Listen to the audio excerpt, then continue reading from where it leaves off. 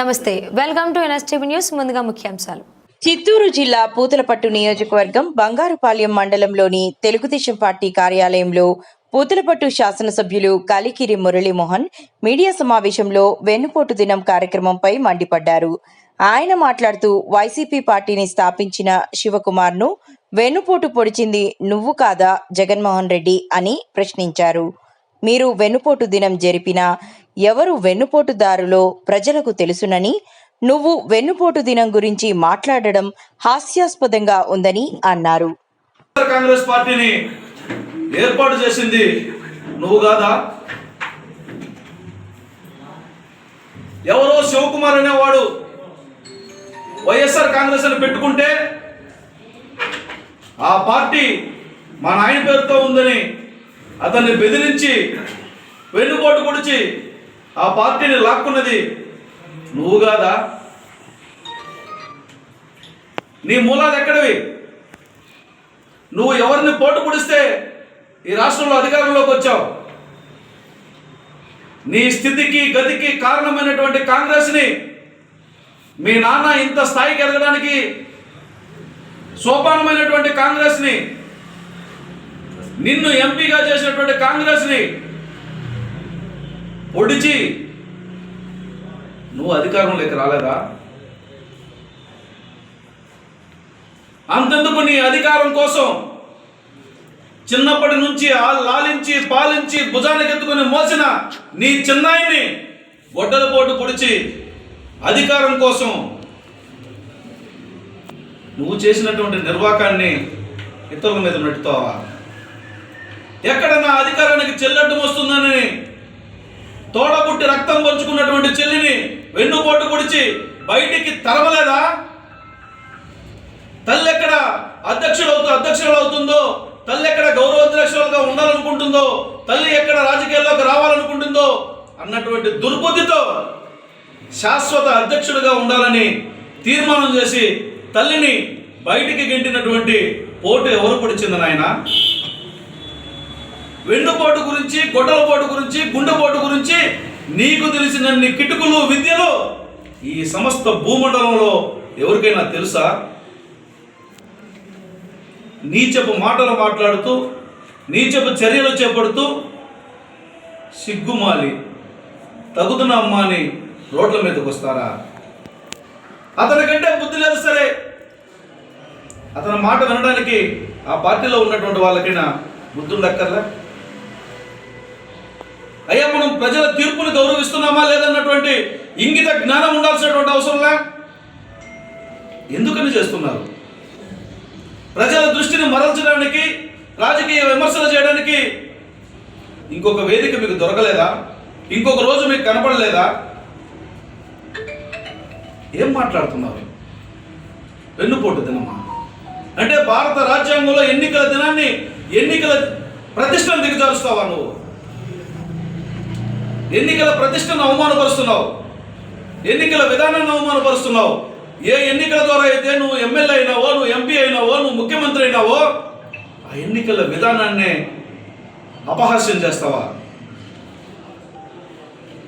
దెయ్యం పోతూ పోతూ కొమ్మించిపోవాలన్నట్టుగా నీకెట్లా రాజకీయ భవిష్యత్తు లేదు కాబట్టి, ఈ రాష్ట్రంలో నిన్ను ఇంకా ప్రజలు నమ్మరు కాబట్టి, ఈ రాష్ట్రంలో నీకు ఇంకా రాజకీయంగా పూర్తిగా సమాధి కట్టారు కాబట్టి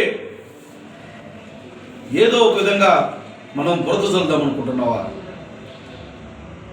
వెల్లికిలా పడుకున్న ఆకాశాన్ని ఉమ్మితే ఇంత దిగజారుడు రాజకీయాలా? ఇంత పనికిమాలిన రాజకీయాలా?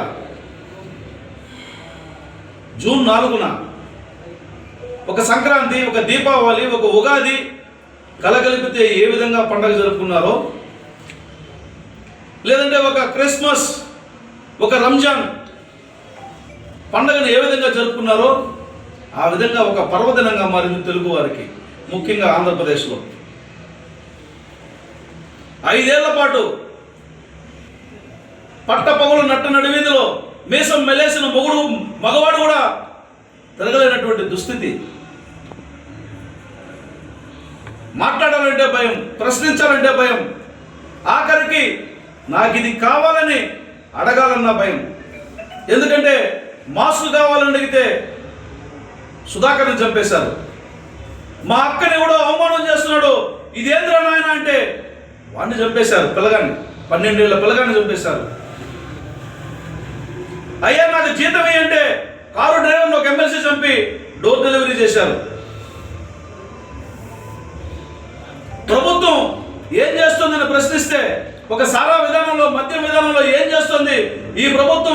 విచ్చలవిడిగా వ్యవహరిస్తోంది, ప్రజల ప్రాణాలతో చెలగాటమాడుతోందని ఒక మద్యం తాగే వ్యక్తి చిత్తూరు జిల్లాలోనే మాట్లాడితే ఓంప్రకాష్ని చంపేశారు.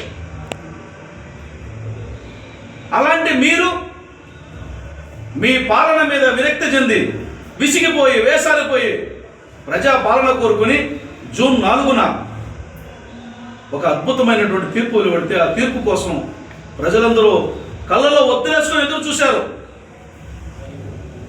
ఎప్పుడు జూన్ 4 ఉదయం వస్తుందా, ఎప్పుడు కౌంటింగ్ ప్రారంభమవుతుందా, ఎప్పుడు ఆ దుర్మార్గుడు రాక్షసుడు పాలన నుంచి తప్పుకున్నాడు అన్నటువంటి ప్రకటన వెలువడుతుందని ఆసక్తిగా ఎదురు చూసిన రోజు ఆంధ్రప్రదేశ్ ప్రతి ఇల్లు, ప్రతి గడప చిరునవ్వుతో పులకించిన రోజు అది. అంతెందుకు మీ తల్లి చెల్లి కూడా చిరునవ్వుతో పులకించిన రోజు అది. ఆ రోజుని అపహాస్యం చేయాలనుకుంటారా? వాడు కూడా మా ఊర్లో ఒక సామెత ఉంది, తాగే నీళ్ళలో దడ్డుగడిగిపోయేవాడు అంటే ఒకడు. అలా ప్రజా జీవితంలో, ప్రజాస్వామ్యంలో, ఎన్నికల విధానంలో ఉండి కూడా ఈ వ్యవస్థలన్నింటినీ అవమానించడం కాదా? ఈ వ్యవస్థల ద్వారా ప్రజల్లో ఒక మనిషిగా నిలబడి, ఒక నాయకుడిగా చెప్పుకుని, ఒక మాజీ ముఖ్యమంత్రిగా చెప్పుకుంటున్నటువంటి నువ్వు ప్రజల తీర్పు పట్ల చేస్తున్నటువంటి హేళన మాటలకు ప్రజలు మరింత గుణపాఠం చెప్తారు. కొన్ని వేల మంది ఉద్యోగులు, కోట్ల మంది ఓటర్లు, కోటాను కోట్ల మంది వీక్షకులు ఓట్ల విధానంలో ఓట్లేస్తే ఆ తీర్పుని అవహేళన చేస్తావా? ఇది మంచి పద్ధతి కాదు. కాలం చెల్లింది, మీకు మీ పార్టీకి కాలం చెల్లింది. ప్రజలు మిమ్మల్ని గమనిస్తున్నారు. ప్రజలు చాలా చాలా తెలివైన వాళ్ళు. నీ డైవర్షన్ పాలిటిక్స్కి, నీ కన్నింగ్ పాలిటిక్స్కి, నీ తలతెక్క పాలిటిక్స్కి, నీ అహంకారపూరితమైనటువంటి పాలిటిక్స్కి ప్రజలు ఎప్పుడో సమాధి కట్టేశారు. అరుంధతి సినిమాలో పాశుపతిని సమాధిలో గట్టి పెట్టినట్టు గట్టి పెట్టేశారు. నువ్వు ఎగబడినా, నువ్వు ఇంకేమైనా చేసినా ఆ సమాధిలోంచి రావడం అసంభవం. అధికారం అన్నది నీకు కళ్ళ. ఇన్ని కాదు, ఇంకిన్ని కుట్రలు చేసిన ఆఖరికి ఓట్లేసే ప్రజల్ని అవమానిస్తావా? ఎవరి ఓట్ల ద్వారా నువ్వు అధికారంలోకి రావాలో వాళ్ళని అవమానిస్తావా? జూన్ 4 ఏం జరిగింది? ఎందుకు వెనుబడి? అంటే ప్రజలు నీకు వెనుబడి పొడిచారా? అంటే నీకు ప్రజలు నువ్వేమనుకుంటున్నావు? ఓటర్లను నువ్వేమనుకుంటున్నావు? కాబట్టి నువ్వు ప్రజలను అవమానపరుస్తా రోడ్ల మీదకి వస్తావా? ఓటర్లు నిన్ను ఓడించినందుకు ఓటర్లను తిడుతూ ఓటర్ల మీద వెన్నుపోటు పొడిచారని చెప్పి ఓటర్లను అవమానిస్తావా? ఇదేనా ఓటర్లను ప్రసన్నం చేసుకునే పద్ధతి? రాజకీయాల్లో ఇంత దిగజారుడుతనం మంచిది కాదని జగన్మోహన్ రెడ్డి గారికి సూచిస్తున్నాం. నేను ఇంకా మిగతా నాయకులందరూ కూడా ఒకటే చెప్తున్నా, మీరు ప్రజలను అవమానిస్తున్నారు, ఓటర్లు అవమానిస్తున్నారు. మీకు ఓట్లు వేయలేదని, ఇతరులు గెలిపించారని మాకు వెన్నుపోటు పొడిచారు అని చెప్పి ప్రజల ముందుకు వచ్చి తగుదు నమ్మని ప్రజల కోసం మాట్లాడుతున్నట్టు ప్రజల దగ్గరకు వచ్చి ప్రజలు పొడిచినటువంటి పోటు గురించి మీరు మాట్లాడతారా? నాకు తెలిసి భారతదేశంలోనే కాదు, సుమారుగా 40-50 దేశాల్లో ప్రజాస్వామ్యం ఉంది. ప్రజాస్వామ్య దేశాలు అధ్యక్ష పాలన సాగుతున్నటువంటి. అందరికీ నమస్కారం. ఈరోజు రాష్ట్రంలో గ్రామం నుంచి మహానగరం వరకు ప్రజలందరూ కూడా సుభిక్షంగా ఆనందంగా జీవిస్తుంటే కొందరు దుర్మార్గులు రాష్ట్ర ప్రభుత్వం చేస్తున్నటువంటి మంచి పనులను చూసి ఓర్వలేక, రాష్ట్ర ప్రభుత్వం ప్రజల పట్ల ఉన్నటువంటి బాధ్యతను చూసి సహించలేక కొన్ని నీచమైనటువంటి రాజకీయాలకి దిగజారుతున్నారు. రేపు రాష్ట్ర వ్యాప్తంగా వెన్నుపోటు దినంగా ప్రకటించమని వైఎస్ జగన్మోహన్ రెడ్డి పిలుపునిచ్చారు. అయ్యా వైఎస్ జగన్మోహన్ రెడ్డి, నీకన్నా వెన్నుపోటుదారుడు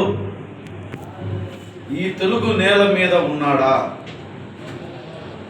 తెలుగు నేల పుట్టినప్పటి నుంచి తెలుగు నేల మీద మనిషి నడయాడడం మొదలుపెట్టినప్పటి నుంచి నీకన్నా వంచనకారుడు, నీకన్నా వెన్నుపోటుదారుడు, నీకన్నా దుర్మార్గుడు, నీకన్నా నీచుడు, నీకన్నా నికృష్టుడు ఈ తెలుగు నేల ఉన్నంత కాలం కూడా రాబోడు. అలాంటి నువ్వు ఆంధ్రప్రదేశ్లో కూటమి ప్రభుత్వ పాలన పైన, ప్రజల తీర్పు పైన అవహేళన చేసి మాట్లాడతావా? ఫెడరల్ సిస్టమ్ ఉన్నటువంటి దేశాల్లో ఉన్న ఏ దేశంలో కూడా ప్రజలని అవమానపరిచినటువంటి రాజకీయ నాయకుడు లేడు. ఇదేం పరిపక్వత ఇది? ఆ పార్టీలు ఎవరు లేరా? అతనికంటే మూర్ఖత్వం మరి మిగిలిన వాళ్ళకు కూడా, చాలా సంవత్సరాల రాజకీయాల్లో ఉన్నటువంటి వాళ్ళకు కూడా మూల పనిచేయదా? ఎక్కడ ఉండదు. వారు ఓట్లేసి వాళ్ళకి కావాల్సినటువంటి ప్రభుత్వాన్ని ఎన్నుకుంటే మాకు పోటు పొడిచారా మీరు అని చెప్పి రోడ్ల మీదకి వస్తారా? ఎంఆర్ఓలకి, కలెక్టర్లకి ఏమైనా వినతి పత్రం ఇస్తారా? మీరు వెన్నుపోటు పొడిచారు ప్రజల్ని కాబట్టి వాళ్ళకి ఏమి ఇద్దంటారా? వాళ్ళు వెన్నుపోటు పొడిచారు కాబట్టి వాళ్ళ మీద చర్యలు తీసుకుంటారా? దేనికోసం? మధ్య భ్రమించిందా? అధికారం పోగానే అహంకారం నెత్తికెక్కి ఆడిన ఆటలకి మధ్యపోయి, మధ్య భ్రమించి చంచలత్వంతో రాజకీయాలు చేస్తున్నారా? మీరు ఏ వినతి పత్రం ఇస్తారు? ప్రజలు మిమ్మల్ని ఓడిస్తే ప్రజల మీద కక్ష కడతారా? ప్రజలను అవమానిస్తారా? ఓటర్లను అవమానిస్తారా? ఇది మంచి పద్ధతి కాదు. రాజకీయంగా కూటమి ప్రభుత్వం నారా చంద్రబాబు నాయుడు గారి నేతృత్వంలో ఏవైనా తప్పులు చేస్తే ప్రశ్నించండి. ప్రజలకు మంచి చేయకపోతే నిలదీయండి. అంతేగాని డ్రామాలతో, కట్టుకడతలతో, పెట్టకథలతో అధికారంలోకి రావడం అనేది కళ. 5 సంవత్సరాల అధికారంలో ఉండి 700 పైగా హామీలు ఇచ్చి 85% హామీలను గాలి కొదిలినటువంటి మీరెక్కడ?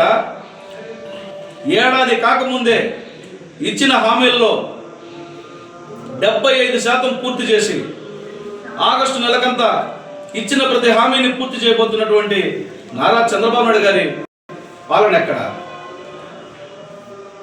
నక్కకు నాగలోకానికి ఉన్నంత వ్యత్యాసం ఉంది. కొండను చూసి కుక్క మురిగినట్లు అవుతుంది ఇలాంటి పిచ్చి చేష్టలు చేస్తే. కాబట్టి మానుకోమని హితో పలుకుతున్నా. మానధనులు, అభిమానధనులు ఆ పార్టీలో ఎవరైనా ఉంటే, రాజకీయాలు తెలిసిన వాళ్ళు ఎవరైనా ఉంటే, ప్రజలను అవమానించే ఇలాంటి కార్యక్రమాలలో పాల్గొనొద్దని కూడా నేను సూచిస్తున్నా. లేదు, మూర్ఖత్వంతో మూర్ఖుని వెంట నడిచే వాళ్ళం మేము, మూర్ఖుడు ఏం చెప్తే అది వింటాం, మూర్ఖత్వమే మాకున్నటువంటి ఆయుధం అనుకుంటే అది ప్రజలే మిమ్మల్ని ఏం చేయాలో, ఇంకా శాశ్వతంగా మీకు రాజకీయాలకు సమాధి కట్టే నిర్ణయం భవిష్యత్తులో కూడా ప్రజలు తీసుకుంటారని చెప్పి తెలియజేస్తున్నా. నమస్కారం.